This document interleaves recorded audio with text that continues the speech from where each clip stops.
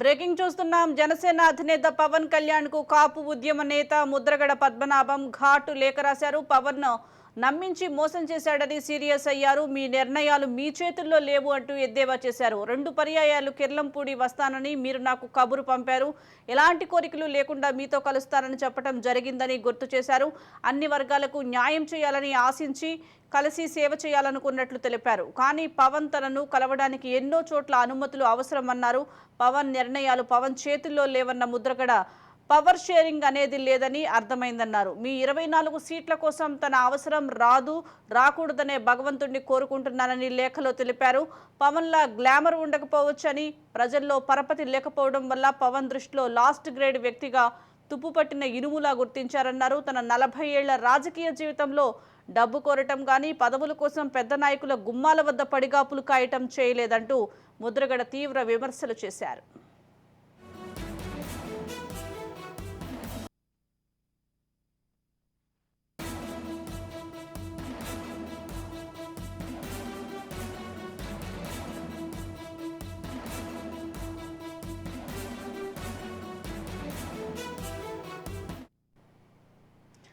కాపు ఉద్యమ నేత ముద్రగడ పద్మనాభం పవన్ కళ్యాణ్ కు ఘాటు లేఖ రాసినట్లుగా తెలుస్తుంది. దీనికి సంబంధించి మరింత సమాచారం మా ప్రతినిధి దుర్గా అందిస్తారు. దుర్గా, చెప్పండి.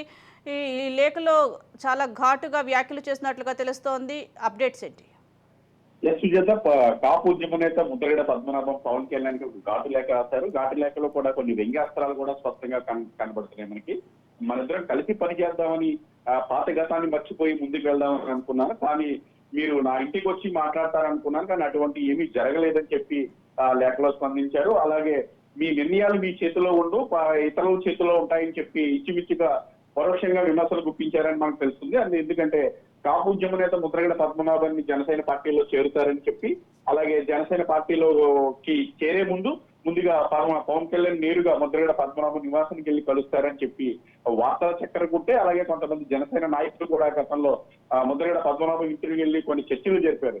ఈ మధ్య కాలంలో ఏం జరిగిందో గానీ చర్చలుగానే మిగిలిపోయి రాజమండ్రి వచ్చినా కూడా పవన్ కళ్యాణ్ ముద్రగడ పద్మనాభాన్ని కలవకపోవడం, ఇలాంటివన్నీ కూడా ముద్రగడను చాలా బాధించాయని మనకి స్పష్టంగా ఆ లేఖలో అర్థమవుతుంది. ఎందుకంటే ఈ లేఖలో ఇంకొక అంశం కూడా మనకు స్పష్టంగా కలుస్తుంది.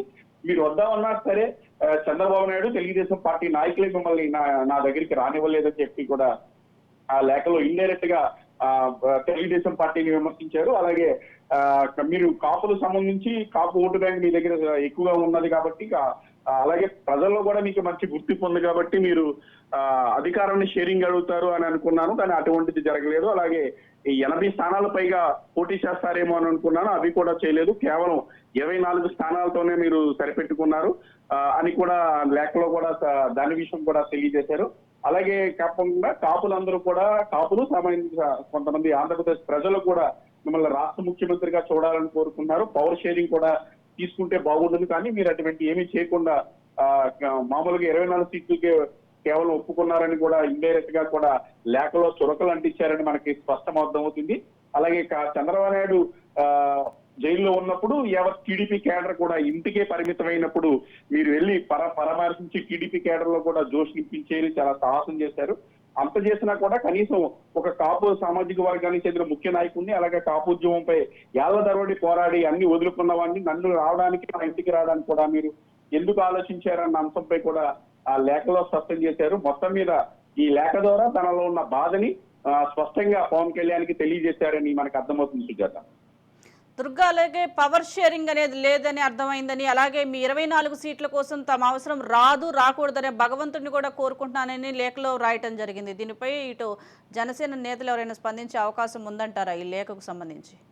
లేదు, జనసేన నాయకులు త్వరలో స్పందిస్తారని లేఖ విడుదలై ఒక అర్ధగంట సమయం అవుతుంది, గంట సమయం అవుతుంది కాబట్టి జనసేన నాయకులు కూడా మంచి స్పందించే అవకాశం ఉంది. అయితే లేఖలో స్పష్టంగా ఎటువంటి విమర్శలు చేయకపోయినా వ్యంగ్యాస్త్రాలు వ్యంగ్యంగా మాట్లాడారు కాబట్టి ఇటు జన సైనికులు కూడా ఏం విమర్శిద్దాం అనుకున్న అంశం కూడా వాళ్ళకి స్పష్టంగా తోసేలేదు. గతంలో అయితే పవన్ కళ్యాణ్ పై ఘాటు విమర్శలు చేశారు, వైఎస్ఆర్సీపీ పార్టీని బుధానికి వేసుకున్నారు కాబట్టి అప్పుడైతే జనసేన నాయకులు తీవ్ర స్థాయిలో విమర్శించారు. ఇప్పుడు కేవలం మీరు నన్ను గౌరవించలేదు, అలాగే మీ తప్పు లేదు, తెలుగుదేశం పార్టీ వల్ల మీరు రాలేకపోయారని నర్మగర్భంగా విమర్శించారు. అలాగే 24 సీట్లకి పరిమితం అవడం కూడా మీ స్థాయిని మీరు తక్కువ చేసి చూపించుకున్నారు.